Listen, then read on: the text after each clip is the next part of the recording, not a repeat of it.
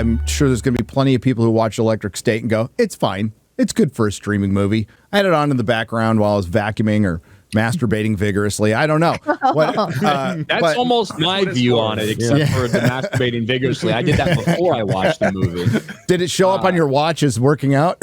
It did. It did. You broke an Olympic record for sprinting. It was like, I didn't mind the movie. I don't have no desire to ever watch it again. It doesn't like offend me in any way. It's just like kind of slop, I guess.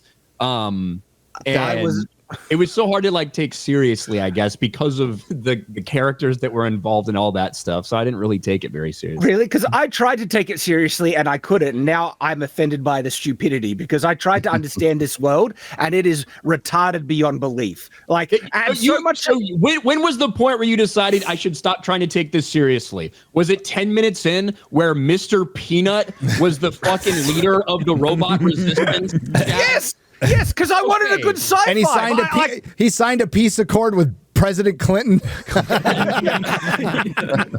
Because who put him in internment camps. Okay. So much of this plot is reliant on the world building. The whole central premise is actually based on a technological need, right? And it's retarded. It's absolute nonsense. None of it makes sense. And therefore, I couldn't get invested in anything. And so the movie was mostly boring, like really boring. And then the stupidity of the plot and world building made me hate it. It was. I'm much more in that camp than in the ambivalent one. I mean, it was such a frustrating watch. About 20 minutes through, when it felt like it had already been going for an hour, and the dialogue had been ruining absolutely everything, and the characters were insufferable. And I knew it had been written by people who'd done Marvel stuff because it sounded exactly like Guardians of the Galaxy. I thought, you know what? I want to see if there's a there. So I went and I was sort of scanning through the graphic novel that it came from as the film was going on, and it's false advertising. This isn't an adaptation of that. No, it isn't. Not at all. It's quite high concept. It's very minimalist. It's very abstract. It's very macabre. It's a dystopia. It's a proper attempt at being a serious high concept science fiction piece. It's quite compelling, even just from skimming through it. And none of these insufferable characters were in it, and none of the stupid dialogue was in it, and none of the dumb fuck robot stuff was in it. All of the crap that made the film bad was stuff that they'd invented and chucked into it, which doesn't fill you with any kind of confidence when this is what they do. People who make the good Avengers movies, when they're told to create something that they don't already have a script for that someone else has done for them, this is apparently what they do. That doesn't fill me with a huge amount of confidence for anything that they do going forward. The graphic novel is great. Go get it. It's really good. And it's supposed to be, I guess, the closest movie I can think of off the top of my head. It's supposed to be in the tone of AI. That's what it's supposed to be in the tone of. It's not supposed to be this wacky, funny thing with, it's the acting in it is so horrible. Millie Bobby Brown is so bad. And Chris Pratt is bad at doing a Star-Lord impression. He's terrible. You see his costume's totally Han Solo. Giancarlo Esposito's in this, and it's motherfuckers, dude. Like, he's Pedro Pascal now. I love the guy, but Jesus Christ, I'm dude. getting sick of him. I'm seeing him in everything, and is always playing a badass. It's like, no, play an accountant. That's the role that you're supposed to play. He was kind of an accountant a little bit. That was actually the only thing that really bothered me about the movie. The cast had to cost a lot, right? It did. Got Stanley Tucci to play the bad guy. Budget. And you get Giancarlo Esposito, and his entire role is from like this really bad fucking computer view that you at see one desk. And you get like 30 seconds of him standing in an AI world talking to AI Stanley Tucci, and like one shot of him sitting at his desk at home. That's all. I wonder how much he got paid to show up and do that. Dude, it feels like he was added in like Captain Marvel later. It's like, we need something else. It's like they did it to him again. That entire scene was so weird, though, because they buried a mountain on him. And then he talks to him, he's like, well, what if I could get your robot back? So I thought they were going to send in diggers or something. Whoa, hey. He just wakes up underneath the mountain, and you see his hand break through. It's like, what, you couldn't have done that on your own? Did you software patch him strength? Download more RAM or something? It was bizarre. Now, see, you guys are using your brain too much, okay? It felt like an annoying kid's Put it on movie with 5. insufferable It's supposed to be retarded. It felt like a movie made for kids. That's what it felt like to me. Yes, yeah. It felt like a kid movie. It felt like a kid movie. And it wasn't supposed to be. Platoon is right. That is like absolutely nothing like the graphic novel at all. And it could have, you know what? Making stuff for kids is not a fucking excuse. Can we just dial that one back? I watched a bunch of shit that was not made for kids that I loved. And also, there is stuff that is made for kids that is really clever and well done. The first How to Train Your Dragon film, kids film, but actually has some really like top tier characterization in that film. That even is just, Shrek had a really good stuff. Shrek, like Puss in Boots: The Last Wish always comes up in these conversations. Like most of the old Disney animated stuff also qualifies. The Iron Giant qualifies. Lots of like the really serious stuff that everyone remembers, and they had the biggest impact on them growing up as stories is kids entertainment. But that's not an excuse for it being incredibly shit. Whereas this movie comes along as the graphic novel, you see all of the development of the world through the window of a car journey, basically. And like you're supposed to sort of infer without ever really being told that this is a story about how you are atomized as a result of technology. Lots of people become so addicted to this VR world that they just lose their own real bodies and their own lives and all the rest of that shit. And this movie is like what I imagine they were watching through those VR headsets that made them just mong out completely until they died of exhaustion. It's just the shallowest kind of absolute empty filler content that's designed to have you sitting there staring vacantly at a screen until it's time to go to bed or take a shit. And then you forget what you've done for the last 2 hours of your life. The movie is a perfect parody of the message that the graphic novel was supposed to be telling. Well, yes, and especially if the alternative is watching this film, I would rather spend 2 hours on the toilet. Produce a better script as much as anything. No, the VR headsets. I mean, people died watching them. There's pictures of corpses like that you see in the graphic novel. So they just kept them on until they died. Moment of that. I don't know if he was supposed to be actually dead or not, or if he was just homeless or whatever, that the fucking robot comes and covers up. I personally think I thought it had a deep message. I thought that the little boy who wanted to die represented the audience. Just pull the plug, man. Well, that was the issue. If you want to send heroes into a dangerous situation where they constantly keep telling you we're all about to die, you can't make them annoying and insufferable because you're just hoping it happens at all times. And so the girl, I forget the actress's name, there is not one moment throughout the entire thing where she's nice to anybody. She's always the smart ass. She always having to go at everyone else. Then you've got the other guy making jibes back at her, which it worked for Star-Lord, but it doesn't work in this. There's no chemistry between Chris Pratt and Millie Bobby Brown, like at all. Like and the lines aren't funny, which is a big thing. You can pay attention to Star-Lord, and there's actually humor in it that works structurally, whereas this is just, the dialogue is kind of in place of where actual dialogue should be, and they just forgot to get rid of the filler placeholder stuff and actually insert the lines they wanted the characters to speak. And you couple that with the fact that they always look like they've delivered every single line in one take, and someone's just like, yeah, fuck it, that'll do.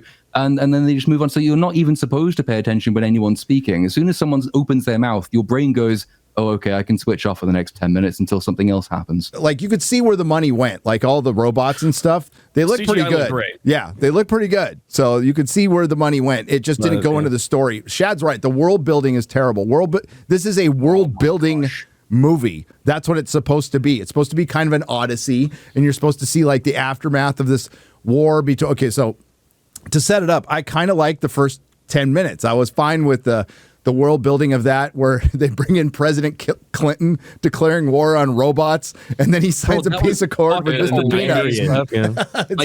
Like that, when they did that montage, that's when I stopped taking the movie seriously. Yes. And they missed the mark because they were like, they're supposed to be kind to the robots, but there was a war, and you didn't see the robots like tearing people apart, which they should have, because the robots were winning the war. And they finally found peace through Center, which is Stanley Tucci's character. He develops a VR so they can basically have mech avatars and fight the robots and defeat them, and then put them in internment camps. They say that's how they won the war, because robots didn't need to sleep, and now humans would control robots, and they won the war, even though the humans controlling the robots would still need to sleep. And so already the world building is breaking apart. It starts to justify it. But when you see like the Italian waiter fucking robot like have a fit in the restaurant, was kind of funny. I laugh. He's like, I'm not doing this anymore. That right there. Really dumb things like that I did laugh. Yeah. But that right there, that how they, this company comes in and they save the human race. That's tied to the central conflict of the film, and I want to spoil it because it's retarded, and I want to explain what. So, this is major spoilers for the central plot of Electric State. The plot. the plot, right? And so the central plot is that they're able to get humans to control robots by a comatose, genius kid that they send all the signals well, through. real quick, the Right. kid is Millie Bobby Brown's little genius brother. And that's they're taking a character from the book, changed his fucking name and changed his origins, but he's supposed to be kind of messianic, Father, Son, and the Holy Ghost. Well, they touched on that a little bit, but he's supposed to. I can't. Oh God, correct me if I'm wrong, Chad. I've slept since I've read it, but it's something to the effect of like it was an immaculate conception or something like that. But he was born without a dad. But He's black. Yes. Like the net. I like how you agreed before you thought about the He's comment.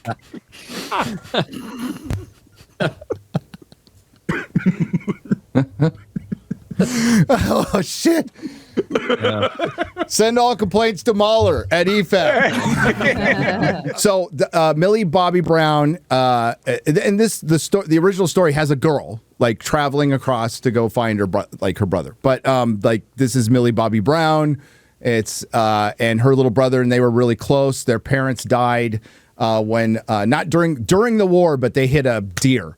So and she was told her brother died. So just to give Yes. so that's the background kid to it, right? you're talking about. Now, this does not make sense because, they're trying to justify that it's the use of this kid's brain that enables them to connect to robots. And we know just on a fundamental technological level, if you can send things via wireless signal, that's a separate technology, the world building is explicit, that exists in this world. They're connecting to these robots through some type of wireless connection, right?